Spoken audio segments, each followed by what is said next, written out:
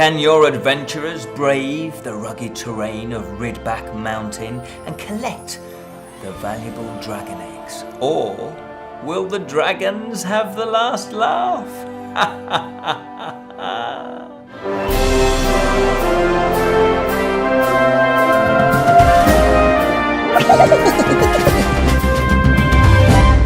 Hello and welcome to the Friday Fantasy Show from the Bottled Imp.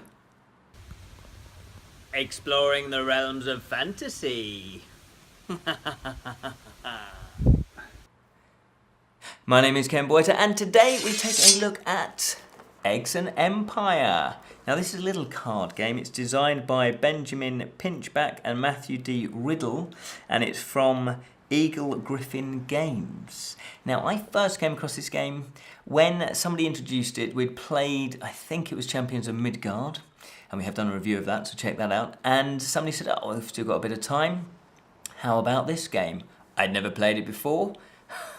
Boy, was I in for a surprise. Let's take a look. Eggs and Empires. What's it all about? Well, the main aim of the game is to collect valuable eggs from the mountain. Now, the eggs are obviously victory points, and that's simply what you have to do. But let's take a look at what's in the box first. Well, as you can see, there are a series of cards. It's mainly just cards. There's a few tokens, and there's this tie marker token as well. That is lovely. It's illustrated as a little dragon egg. Aww. And this is what you're going to be collecting. So you have the dragon eggs. Some are positive, if you like, victory points. And some, let's see if I can find one. Ah, yes. Some are exploding. And they're negative victory points, so you don't want to be collecting those. And there's a whole bunch of these. And there are also 6. This game is 2 to 6 players. There are 6 of these adventurer cards. I'll just show you a few now, but I will go through each one a little bit later. And they are identical. So you get a set of these. There's 10 cards. These are player cards that you get. And every player will get the same set. The only difference being that there are different colours on the back. These ones happen to be purple. So, how do you play the game? Well, the game is played over a number of rounds. It's 3, and there are a number of turns in that round. And what you do is you are trying to, it's kind of like a bluff mechanism. You're trying to get the highest card to win those eggs. And what you do is, the setup is, you will take the egg deck. Now I've separated these out already. So you take the egg deck, and depending on the number of players, depends on how you set the game up. So there are 5 or 6 player egg cards that are denoted. It's very subtle. I don't know if you'll be able to see this or not. But just up here on the top right hand of each egg card, well, not each ones, but the ones that they want you to take out, it will either say 6 player, or this one says 5 or 6 player. So what you do is you go through the egg deck and you will remove, if it's a 2, 3 and 4 player game, obviously you remove all of those egg cards, which I've done so, just to point that out to you. And then you'll take the remaining cards and you will shuffle them, very simply shuffle them as much as you like, and then you will be placing that in the centre of the table where all the players can get the cards. Then what you'll do, again depending on how many players are playing, but let's say it's a 4-player game, you will then be flipping over 2 of the egg cards. Now as you can see, one is a positive victory points and one are negative. They're the red ones. You don't want those. They're exploding eggs. Bad eggs. And then what you do is each player will simply take a deck and they will then shuffle those. And I'll just take, say, the red one, and let's take the grey one. So we'll shuffle those. And then you will then deal out 3 cards to yourself. And they're secret, you keep them secret, they're your hand. So each player will have a hand of 3. Then what you do is you will then take it in turns. Well, actually you'll decide, and I better mention this, the tiebreaker marker. This is a tiebreaker marker. It's best to decide the rules of this before you start the game, because we started a game and we hadn't. There are 2 ways you can play this.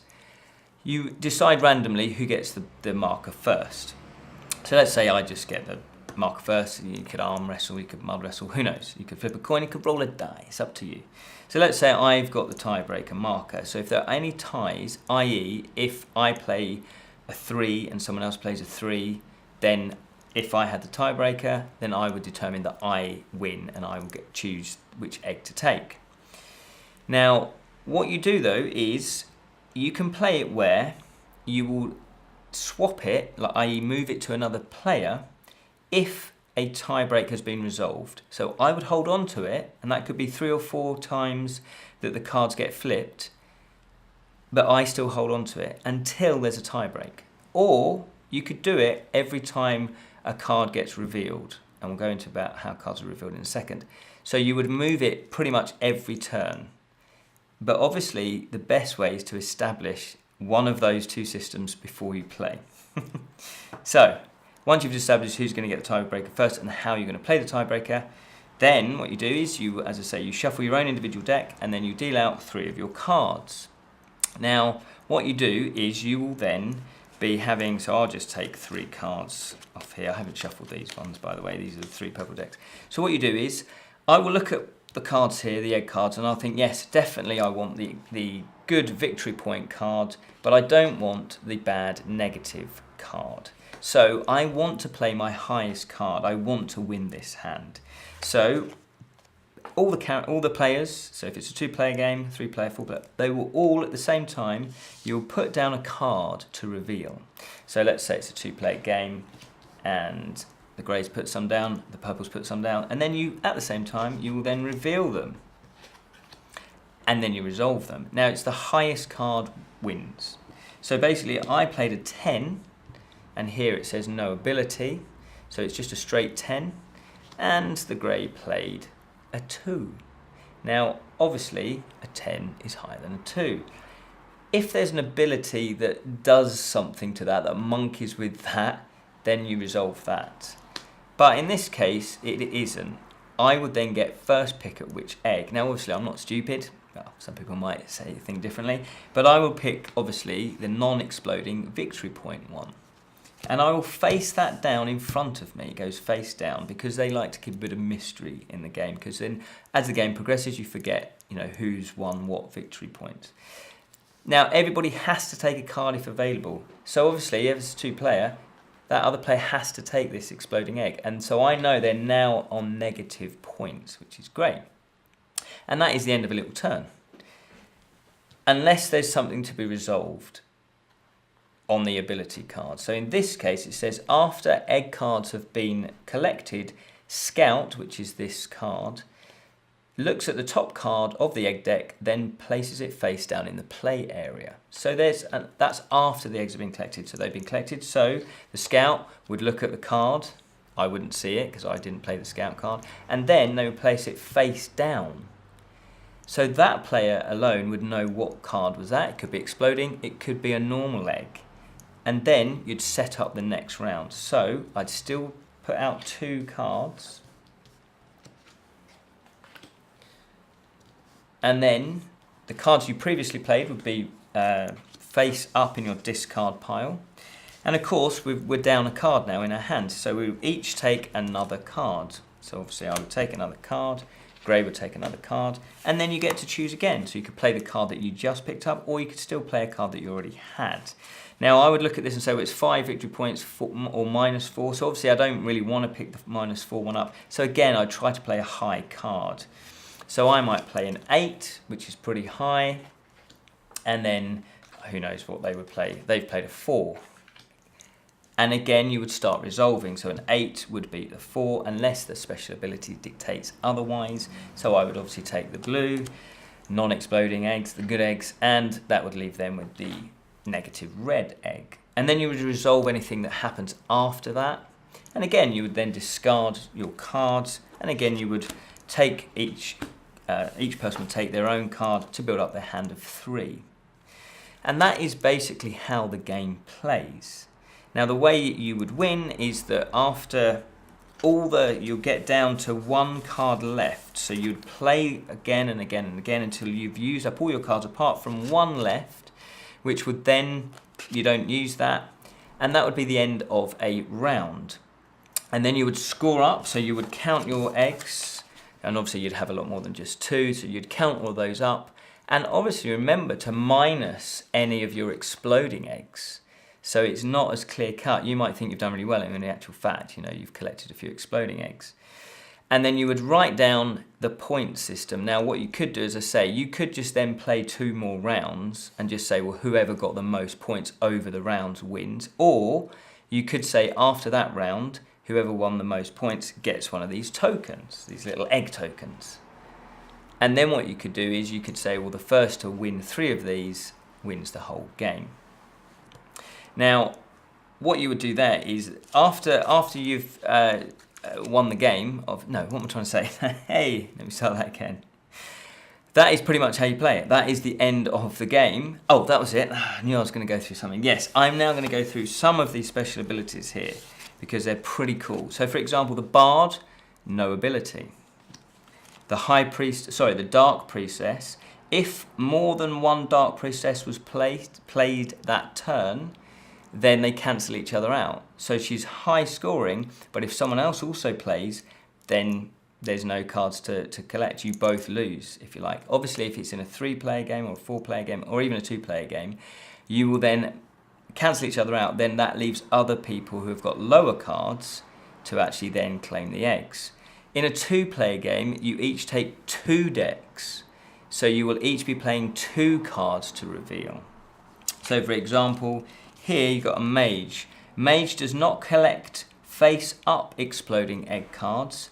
Mage may take face-down card, but must keep it even if it's an exploding egg. Then you've got here the Shepherd. The Shepherd always collects egg cards prior to the Blacksmith. 3 beats 8. So you think, well, that's quite a low card, but if someone else has played the Blacksmith, you trump that card. So there are various ways that you can monkey with the highest wins the egg simply by choosing a card that has an ability. And that's pretty much it. So what do I think? I absolutely love it. It's a really, really good game. It's very well thought out. There's no loopholes in it. It's very tight, it's very economical. And the way it makes you feel when you're playing is like, because sometimes you might not want the eggs, because sometimes it might actually come out with 2 exploding eggs. Then where will you be? So obviously you don't want the exploding eggs. So then you'll be trying to play your lowest card. So it's not always, I'll play my highest card. Plus, you then might want to start monkeying around, so you'd be looking at cards for the special abilities. And then, of course, if you play a Dark Priestess, they cancel each other out. So you kind of think, well, has everybody played their Dark Priestess? I'm pretty sure they have, so I should be safe in playing it. So there's a lot of, there's just enough strategy and tactics in this game to really hook you in. So if you play board games and card games a lot, you'll enjoy it because there's enough of that strategy. And it plays in about half an hour, maybe 40, 45 minutes. It's really easy to learn and it's really easy to play, but as I say, it has just enough of that strategy and tactics to make it really fun, make it really enjoyable, because you're trying to outthink your opponents, and that's always a good thing. Really enjoyed it. The artwork is lovely. I mean, they've really done a great job on all the cards, and just lovely classic archetypes of fantasy. You've got your priest, the bard, you've got the scout, the shepherd. Love all of that. The artwork and the quality of the cards they're nice. They're nice texture to it, nice matte finish to it. Really enjoy this. Every time I played it, and I've played it now with loads of different people, and everybody has enjoyed it. It definitely has that playability factor as well. I can thoroughly recommend this. In fact, if you know me, come have a game with me. There we go. That's Eggs and Empires. Eggs and Empires, a really good game. Good fun. If somebody hasn't played games before and you kind of want to introduce them to card games, then this, I would definitely recommend this. It's an excellent gateway game. It's perfect for Christmas as well, I would imagine. I'm looking forward to playing it over Christmas. It's coming up. Christmas is nearly here. Anyway, I digress. Thank you so much for watching. We do have loads of other reviews on our channel. But until next time, fellow imps, keep it unreal. Especially if you like dragon eggs.